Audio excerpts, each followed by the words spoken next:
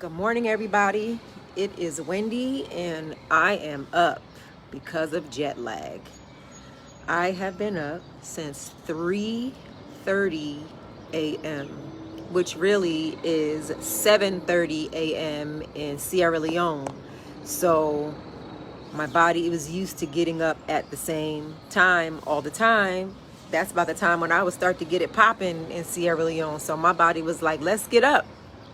So after looking around and blinking and looking like an owl for like 30 minutes, I was like, let me just get up. So I have really been up since 3:45 doing work and catching up on mail and cleaning and washing clothes and just doing everything.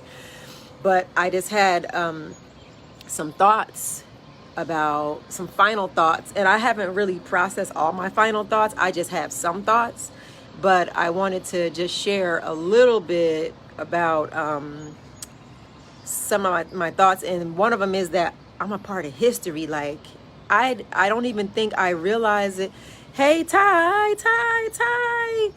I was telling Gina, like, when Ty comes, she's going to cut up. Like, you are going to love it in Sierra Leone. Like, you're going to love it in Sierra Leone if you ever get a chance to go. Well, when you go. But anyway, I was a part of history, and I feel like I'm only just now starting to understand that. Like, I kind of knew it then, but the impact of it is really strong now, especially since I have watched some of the media that was around it. African Ancestry created, a really beautiful experience for us. And hi, sister. They probably, yeah, Ty said she probably ain't coming back, girl. So that's part of the thing. Like, okay, after all that traveling, you go by plane, you go by boat, you go by van to get all the way to the airport to make your way here. It's like a 20+ hour flight. You got layovers and you're just tired. And I had the funniest experience on the plane. I had a little boy who was like 5, who kept trying to hold my hand. Like, he had no boundaries. He was holding my hand and patting my hand. And I was like, I didn't want his mama to think I'm trying to hold his hand. So I kept like playing patty cake with him so that she would know I wasn't trying to hold his hand. He was holding my hand. He wasn't verbal much, but he was definitely affectionate because he was leaning on me. He was pulling the plug out my thing. I'm trying to watch my movies on the back of the seat. He pulling out the plugs, touching my stuff. I was like, little boy, stop touching stuff. But, it was a cool little ride, and he kept leaning on me. He was kicking me, and I was just letting him do his thing. I was like, okay. But get to freaking Dulles. So for those of you who don't know, Dulles is the international airport in Virginia, in the Northern Virginia area. And I have done global entry for 10+ years. I think I got my first global entry in 2008, because the boyfriend I had at the time was, we were traveling internationally, and he was like, we need to get this so we don't have to wait in line. So we got it. I have had it all that time. You go through fingerprints, you go through all these things to get, so you don't have to wait in line and do all that stuff at immigration and all that kind of stuff. So I think I was cool. I had my little stuff. I was ready. And how about they searched all of my bags in Sierra Leone? They wrapped them in plastic. I already got synced. I already got my stuff looked at. I already went through the scanner. Why did I have to come back to the United States to have all my shit rifled through? And I was pissed. I didn't understand what was happening at first, but they were real calm. The police officers, they come and stand over here. I'm like, what the freak? They went through all of my stuff. They took all the plastic off of everything, and they rifled through all of my things. And so now I have an attitude. So I'm standing there looking at this fool, and I bought things back. I bought a few small gifts back for family. And he's like, well, what is this for? Well, why did you go to Africa? I was like, for pleasure. I went to Africa for pleasure. Because did he really want me to say I went back because my ancestors got kidnapped and I went back to claim my birthright? Like, no, I didn't think that was the place to say that. But I was pissed. So I was like, I went to Africa for pleasure. Like, you can't just go to Africa to have some fun. You just can't go to enjoy, life. So then he was looking at all my things, and what is this? Shampoo. What is this? Like, just asking me all these questions. So I had an attitude, but Gina was with me. She was going through the same thing, and I was so upset. Like, I didn't even see her when I left. I just left because I was ready to be out of there. And then she said, I told her what happened, and she was going through the same thing, and she wasn't happy either. And I was telling her, it was like a welcome back to America. Like, welcome back, Wendy. I've been chilling, minding my business, enjoying my life for 2 weeks, and now I come back and I don't even touch the damn dirt in Dulles, and here they go rifling through my stuff and questioning me. And I'm like, why do I have global entry? Why did I get fingerprints and biometrics done back in 2008 if y'all still gonna rifle through my things? The whole point of that is to not have to go through that, because I am a trusted traveler. That's the whole point. But I think that Africa thing is I don't know what it was, but she said she wasn't going to let it bother her, and then I had to choose to not let it bother me. So she reminded me, because sometimes I need reminding of things like that. So I had a choice, and so I chose it. I got home yesterday. Sorry, you guys. I'm on my balcony. My balcony has been fixed after almost a year of construction. So I'm out here enjoying my life, but there's so much noise out there, and I don't want to all that background noise. But I was just so tired when I came home yesterday. I took a bath and laid on my couch and was out. Sydney was talking to me. She was asking me questions. She was trying to tell me that she was leaving, and I ain't hear nothing. I was on the couch, eye mask down, like what? Just missing all my shows. I thought I was going to sit and catch up on my DVR. I ain't do none of that. But I wanted to, this is just random ramblings. Ain't nobody asked me for no updates. I'm just giving the updates. But what I wanted to say was, like, y'all be up early in the morning. When I was in Sierra Leone, when I would get on lives, I would realize it was only like 6 or 7 o'clock here, and y'all would be up.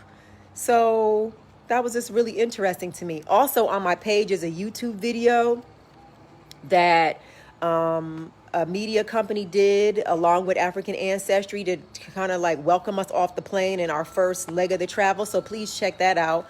I posted it, and I'm going to post it on some of my other socials as well. And I think that was it for right now. Good morning, sorors. Good morning. Good morning, everybody. But yeah, I am still processing an amazing experience. I am still processing. Hi, Sora Letitia. I am still processing being a part of history. Like, I am a part of the inaugural African Ancestry contingent to go to Africa and to reclaim my birthright. Like, not anybody can go. Like, if you trace, and as we move forward, there will be more trips, but can't anybody else say that they were part of the inaugural group? It was a blessing. It is a blessing. And I'm super I'm super excited about it. And Hollis, yes, I know that you were talking about you're interested. Anybody who traced their ancestry to Sierra Leone specifically for right now, just Sierra Leone has offered to offer citizenship. African Ancestry DNA is the only way that you can get this certification, excuse me, for your ancestry. African Ancestry was created by, hi Marissa, Monmouth County's in the house. Hey y'all, Monmouth Regional's in the house. But African Ancestry is the only way that you get certified to be able to go to Sierra Leone and get your ancestry, get your birthright, claim your birthright, to prove that your genetics, your bloodline came from that area. So we're looking at having the next trip in November. So Gina and all the crew, we're going to do like I'm sure at some point we're going to have a meeting and talk about all the things that, happen and how we can even make it even better, because it was already awesome, but how to even make it better. And I think it's going to be in November. So those of you who have traced, or even if you haven't traced yet and you want to do the African Ancestry test, we are having a Mother's Day sale. Get on and get your test. It could take like 8 to 10 weeks, maybe 8 to 12 weeks, because there's the demand is so large. But get your test done, and then you can come with us. You can come. It's an amazing opportunity. I got to meet the president, and I got to meet the mayor, and I met people who are interested in connecting. Yo, they planted a tree in my honor, in the honor of the two other Jay and Ashley, who are also Temene. So I am from Sierra Leone, the Temene ethnic group, tribe, and I am a daughter now of Tasso Island. Those are the pictures. If anybody saw any of those pictures, then you see from Tasso Island. And all of those donations that you all contributed for me, thank you, thank you, thank you. Those are going to Tasso Island. Those are going to my cousins on Tasso Island, the little babies, the school supplies and everything. So yes, Adama said that's all she need to know, because she my cousin. She was already my girl, but now she my cousin for real, for real. So it's sort of like the connections. So what I also wanted to say, because like I say, I'm rambling. I have been up since 3:45. All my African Ancestry crew, we all up. We were already on WhatsApp like 2 hours ago. Like, who's up? I'm like, y'all up? They like, yep, we all up. So what I wanted to say is that I am so proud to be African American and African in general. I am so proud, even though the treatment here is crazy. Yes, Steph, I'm back, and you ain't even called me. You said you was gonna call me, and you ain't called me yet. You live up the street, so come on now, come on. And I got my COVID test back. I took 3 tests to be able to go and come. Just had another test. I am negative. So no, I did not go to Sierra Leone, go to Africa to get no COVID. No, the incidences are higher here in the US than they are in Sierra Leone. Just FYI. But I'm so proud because I look at how resilient we are. Like when I'm there, I see us here. Like all the things that we do here happens there. And so it's like, they love they do love Western culture, but we also brought a lot of those things that we have created, like the music, like the fashion, like the style, the colors, the sayings, like the body language, all that is African. And then we brought it here and flipped it to to the Caribbean, flipped it to the Americas, South America, and flipped it and made it our own, because we had to adapt. We have all had to adapt to live where we are. We have all had to adapt. They had to adapt to colonialism, which is so harsh. And it's just like, they come in, they steal your resources, they steal your brain, and then they shut that shit down. They lock it down, and they make you think that you are inferior, but that's not the case. So then I'm looking here and I'm like, yo, we created hip hop here. All of those beats, like the beats, y'all, the fashion. Hey, Sophia, the fashion, like the sayings, like the facial expressions, the sitting on your grandmama's knee, getting your hair braided on the porch. Like that happens there and here.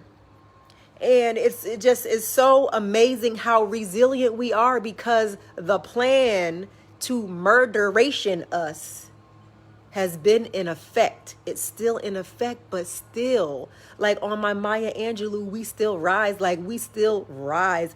It's like they have tried so many things over the decades and are still trying to like beat us down, but the ancestors are not having it.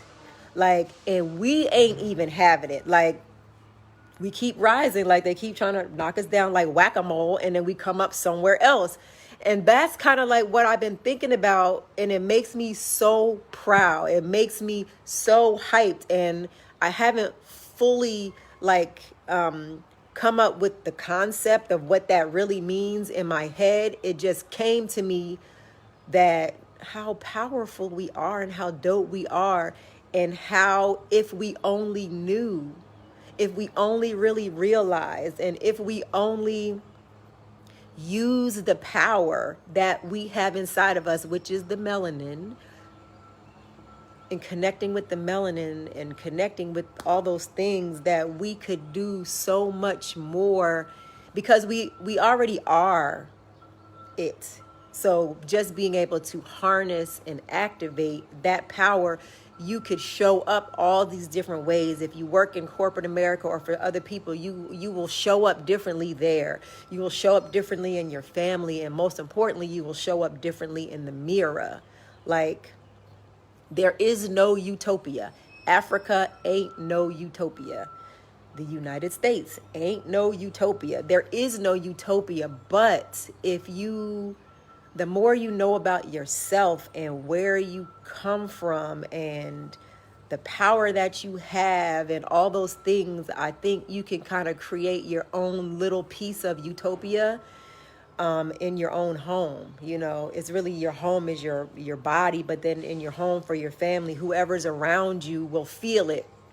And then you'll pass it down, and then you'll pass it down to your kids, and they'll feel your energy shifting and moving, and then they'll pass it down to their kids. So like anybody in my family, the sibs, all my siblings and all my nieces and nephews, we now know we are from the Temene people in Sierra Leone, and their auntie and their sister and their cousin has touched the ground. I have actually put my feet on the jetty where most likely our great grandmother on our biological father's side was kidnapped.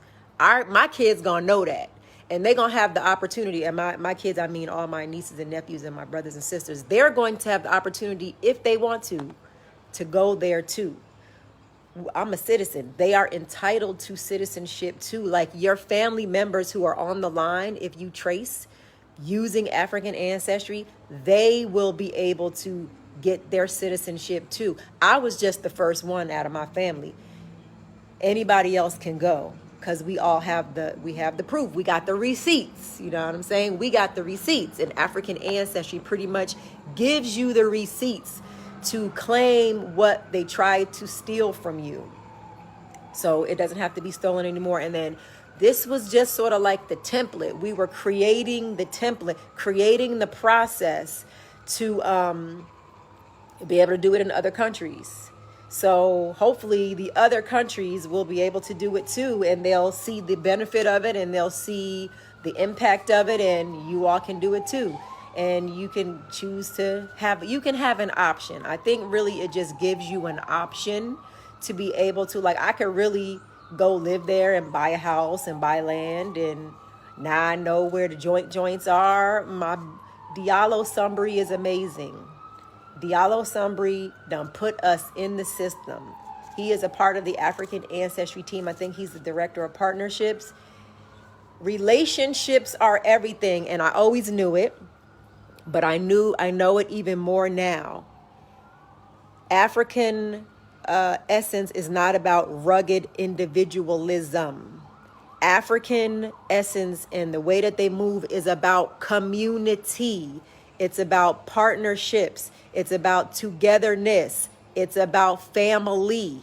In the United States and other cultures are not about that. They're about pull yourself up by your bootstraps, make it happen, hustle and grind till you then hustle and grind it yourself into sickness.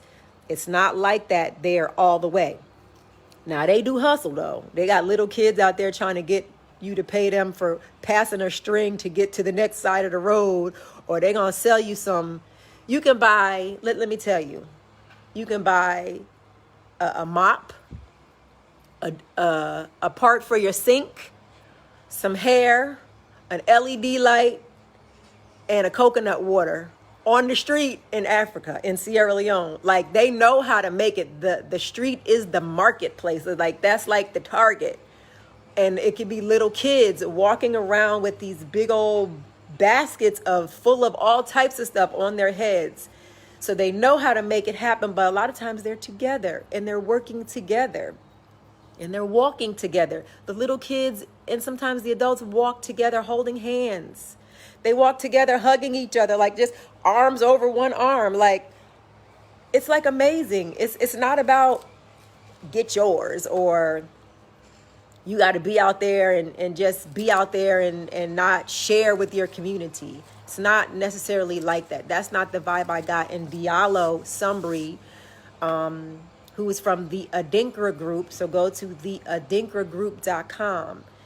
He wrote a whole book about how to, navigate going to Africa and getting your citizenship and being maybe even repatriating if that's what you want to do. But his relationships there, from the drivers to the people at the restaurant to just anybody, the people at the boat, at the dock, like everybody, you work together. You wash my back, I wash yours. That's the human way.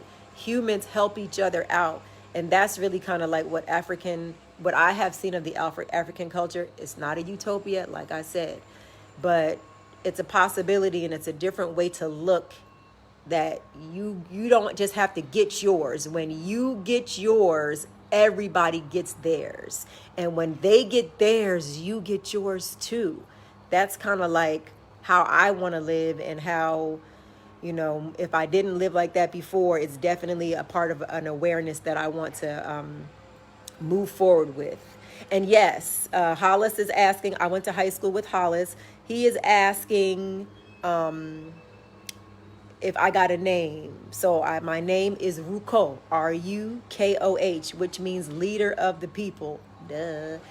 Right. So that's my name. So it's Rukoh Carbo Tasso. So Carbo is the family name that I'm in. And like I said, I'm already in the WhatsApp text group. We already talking about what that looks like for me to be a part of the Carbo family. And then on Tasso Island. So I guess you could, research more. His question is it possible to trace deeper on that side? You can. It's not necessarily that my ancestor came from Tasso Island, but they adopted me. I am one of the lost children. So now I am one of them. And that's kind of how it is. Like, we are the lost children, y'all. Us over here, we are the lost children. And they have welcomed us back. The people didn't ask no questions. The government got fingerprints, and they wanted to make sure that we wouldn't bring our American craziness to them. We had to get COVID testing. We had to get FBI testing. We had to get state, I'm in Virginia. I had to get a Virginia state test, a Virginia state background check. So we got all those things. Yes, yes, Ty, Temine. Hey, Dana.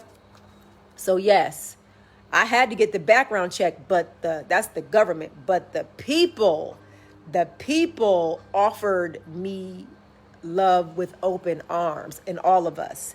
The people said, you are mine. The people said, you belong to us. The people said, you are welcome. That's what we heard everywhere we went. You are welcome. How often do you hear that? Through people that you don't know. You are welcome, right? So, absolutely. And then, yes, Hollis is talking about the Gullah connection. So, this is just a quick lesson. I wasn't trying to get on here. I was just coming to say hi and say I got jet lag, and I still got my scarf on, because maybe if I pull this down, I can get some sleep. I don't think so, because now I'm hyped. Plus, I got to go to Trader Joe's. But he's asking me about the Gullah Geechee. So Gullah Geechee Island. So for y'all who had kids and they watch Gullah Island, off the coast of South Carolina, is very moist, and the temperature and the climate is very much like Sierra Leone. So when these people came to the continent to kidnap other people, they just didn't come and just snatch people up. They took people who had skills and technology in certain areas. So sugarcane and all these things. The Sierra Leoneans specifically, many of them, it's like the rice capital. Rice is very popular in in in Sierra Leone. So they took the most skilled rice developers and farmers, and they took them to South Carolina. So the South Carolina Gullah Geechee connection, and just South Carolina in general connection to Sierra Leone, like St. Helena Island and all those things, there's a connection there because the people came straight there. Now, the other part of it, and this is something that you can look up, the Book of Names. It was a movie on BET starring Louis Gossett Jr. and Anjanou Ellis, who was a Delta. And they talked about how the people were stolen from Sierra Leone and offered their freedom if they fought on the British side during the Revolution. And if they would do it, they would be given their freedom, and then they would go to Nova Scotia. Now, come on now, Nova Scotia is cold as hell. You can't plant rice in Nova Scotia. Like, they suffered in Nova Scotia, but they came back to Sierra Leone. So that is where Freetown was. We stayed in Freetown. All the government departments are in Freetown. These Africans came back and repatriated and created a whole new community and a whole new culture, because remember, they had left and they saw all types of crazy atrocities and suffered lots of things, but then they were back. They came back and created a whole new life for themselves. So it's really interesting. The Book of Names, it was on BET like in 2015, 2014. I don't know. I remember going to see the Book of Names with my own eyes in the archives. At the archives in Washington, D.C., the actual Book of Names is there. And I see a lot of you from Monmouth County, Marissa, Dana, Hollis. I think I see Sonny Mac on here. Monmouth County, some of the Africans came from Monmouth County. They were taken to Monmouth County and they fought in the revolution in Monmouth County. Monmouth County is in New Jersey, where, for those of you who don't know, is where we were born, or we were raised. Most of us were raised there. Hey, Marsh. So I was looking through this Book of Names. It has the names of the African people who were getting on the boat to go to Nova Scotia, and I saw Monmouth County, and I was like, yo. So the other thing is, my mom, this is for the Monmouth County people, my mom took me and Sydney just in September over by Charlie Brown's, that little bridge that goes over to like what we used to call the white development. Dolly Hurt and all them used to live over down that street. But like that little bridge where they have like the firehouse and all those things, there is an enslaved person's burial ground right there on that strip. And my mom took us there just this past summer, and we gave me, my mom and Sydney, like, I did a little I like thanked the ancestors, because I lived there since 1970. I ain't never noticed. I never knew this. Dana, did you know that? Did you know the burial ground was right over there by Tinton Falls Middle School, like on the back end of Tinton Falls Middle School? It's it's like a plantation house. It's a concentration camp for our people, because there's a burial ground there and there ain't even no markers there. There's no marker. There's a marker there, but there's no marker of the people. They put their slaves over in this plot of land. So I'm going to post about that in the next day or so. Right there in Monmouth County. So when I saw the Monmouth County connection in the Book of Names, going back to the Sierra Leone connection, they fought in the revolution, and then they sent them to Nova Scotia. Ain't nobody was trying to do Nova Scotia, so they went back. So also Liberia is connected. So, see, Sophia is from Monmouth County. It's right there. So in a post, I'll maybe try to do it today. I will post about the enslavement camp that was right there. Don't think of plantations as plantations. Think of them as enslavement camps. Language is very important. It's very important that we don't romanticize and zhuzh up all of these things that happen to us. It's time to stop saying slaves. We ain't slaves. We were kidnapped people. They took all of the brain power and human resources and all of the resources in the land from African people and brought it over here. That's why it's so much riches over here. It's so much riches over here because they took it from African people and African land. So yes, so Hollis is saying the Monmouth County group went there. He's going to Nova Scotia, and there's a burial ground there too. I'm sure that people died over there. It was cold over there. The conditions were terrible. Then they had just finished fighting a war. Then they had just finished coming on a ship. They wasn't given no, excuse my colloquialisms. They weren't giving Radisson or very loving and beautiful accommodations. They made them people just figure it out where they just had to figure it out. And like we always do, we figured it out. So Hollis, we about to do a documentary. I'm about to get executive production on this joint. What we doing? We putting it out there into existence. The ancestors will just figure it out. They will figure it out. But this story needs to be told. And so that's it, y'all. I think I got a little hyped, and I was just supposed to be saying hi and saying that I have jet lag and saying that I got stopped in the airport and I wasn't happy about it. But the Book of Names, yes, that's something to look up. And Monmouth County people, I'm going to post that burial stuff there so that you can see it and we know what's in our own backyard. We grew up in Monmouth County in New Jersey. We kind of grew up with lots of different people. It was very diverse, but there was always an underlying of racism. Don't get it twisted. I was one of the first little black babies in Girl Scouts. And though our Girl Scout leader was cool and though her kids were cool, I still felt like I was the only little black girl in Girl Scouts. And going to Camp Sacagawea, I was told that let's make up something bad because I was the black girl, only little black girl in the tent that night, and I should know how to do something black. So let's don't get it twisted. Like, let's have our pride. I believe that everybody's waking up, in their own way. There is no rush to wake up. You just wake up when you get the lessons, when it is, when it's time for you to get them. You know what you're supposed to know when you're supposed to know it.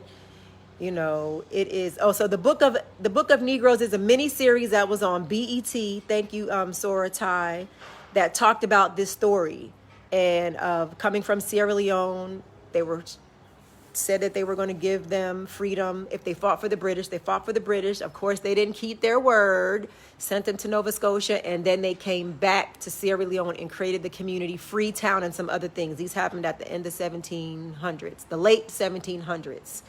But I'm just grateful to be a part of it. You can be a part of it too. AfricanAncestry.com is the only way. It's the only way to go. It's the only way that you can get your verification through the government.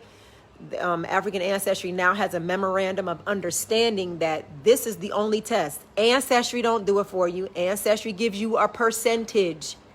You don't need to know you are a percentage of African. You know you're a percentage of African when you look in the mirror. African Ancestry gives you the people, the tribal group, and they don't steal your DNA. It's destroyed as soon as it's processed. It is destroyed. You don't even have to give your name. Swab your cheek. It ain't no blood. You swab your cheek and you send it in. You get your results and you share it with the family, whoever's on that side. So for those of you who remember, I went to Cameroon in 2015. That's my biological maternal side. This is my biological paternal side. I had to show a birth certificate. Remember, I'm adopted. I had to show my adoption papers. I had to show where my name was switched from Tisha Renee to Wendy Cherry. You had to document. We didn't go over there no willy-nilly and they just said, here, y'all got it. This had to be documentation. So if you're going to take the African Ancestry test as a male, you can have the option of taking the maternal test or the paternal test. Hollis is asking the question. I would suggest taking the maternal test. The maternal test more than likely will get you to an African woman.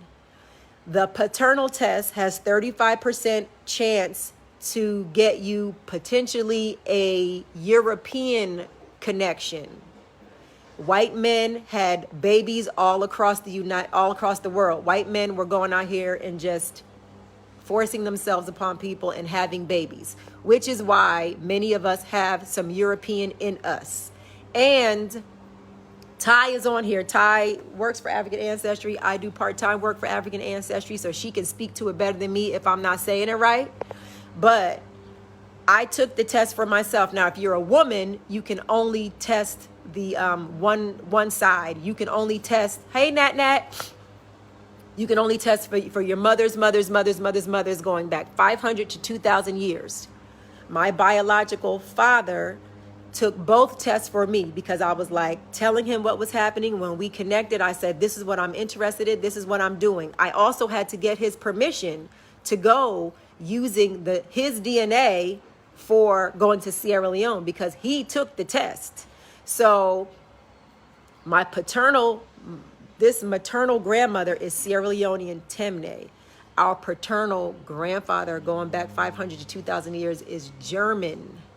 So like I said, Hollis, if you want to get the test and you really do want to do the paternal side, you can do it, but you might come up, it's a potential that you might come up. Okay, so Sora Angela, so y'all are looking at this. Y'all can look at this. So I'm trying to go back and see. But get online, AfricanAncestry.com. We got a Mother's Day sale. You get some discounts off and get the test. Have your family put 5 on it. Only a woman can do for her mother. But if you have a brother or your dad is still alive, he can do both of his sides. He can do both his maternal and his paternal side. And if you have a grandfather or an uncle on your mother's side, then they can do for the male, unless your grandfather on your mother's side is alive. So let me see. How do you do the paternal side? So Stephanie, you would have to get either your dad or your dad's brothers or one of your dad's nephews with the Costner last name. If your dad's last name was Costner, you would need to get a male Costner to do the test. So Sora Angela says, so wait, spoiler alert, she did both her maternal and paternal. Her maternal test came back of no African ancestry. It happens. So this is the thing. It's going to say what it is. People call the African Ancestry office all the time, hollering about what their results were. Don't be mad at us. And I'm not saying you are, Sora Angela, but people call upset all the time. And Ty, who's on here,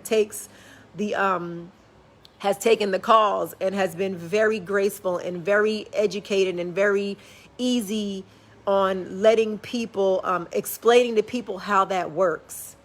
But white, European people had babies all across the world, and maybe you were indigenous to the U.S., to North America or something like that. So she says her maternal lineage is from a white woman who married a black man.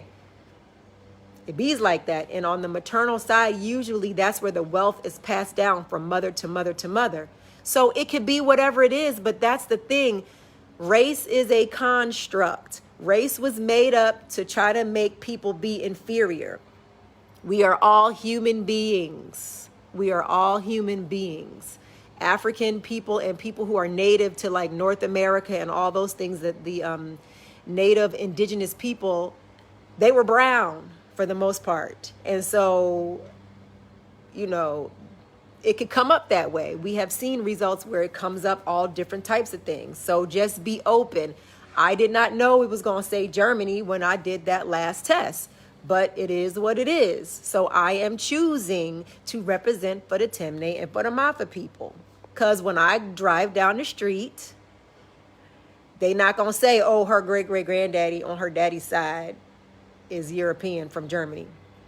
They're not going to say that. When I came through the airport yesterday and got my stuff rifled through, they didn't say, oh, wait a minute, her great-great-granddaddy is German. They said she just came from Africa. Let's dig up all her stuff and then have her put it back in her suitcase. That's what happened to me. Good morning, Monica. Good morning, Line Sister Yancy. So Angela says, I immediately had my dad do his, and I identified Liberia as the region. So also Liberia, people were here in other countries and in the Caribbean and other places and went back to Liberia. So these are Google searches because I don't know all the history. So these are things that you're gonna have to figure out and Google on your own. Google is a beautiful thing. So I don't, I'm not the expert. All I know is what is my experience. So I hope that helps, Stephanie. Yeah. So Ty was just like, race is a 16th century convention. They made it up. We're humans, and if you're African descent, you're Homo sapien. We did not come out of caves. So now remember when we were little, we were taught we were cavemen first, and then we learned how to walk, and we came out of caves. African people and people, indigenous people did not come out of caves.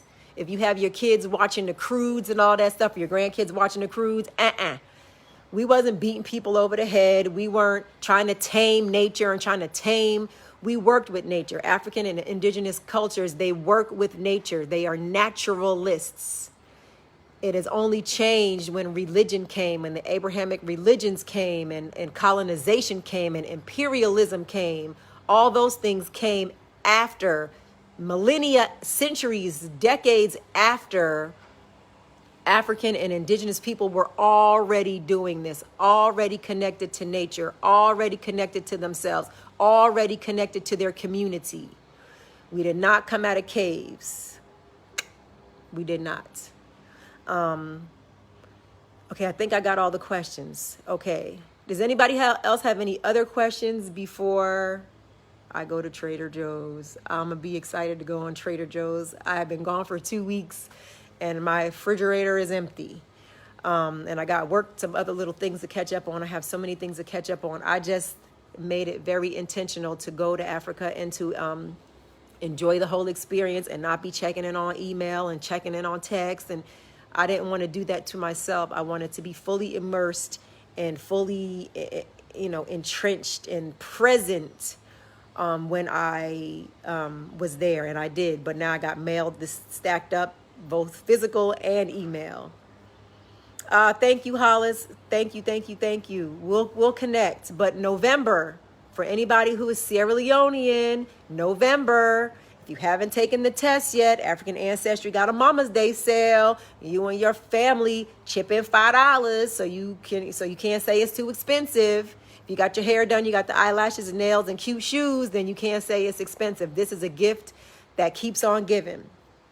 And as a member of African Ancestry, my title is the African Ancestry Hype Woman. I took my first test in 2007. I would never lie to y'all.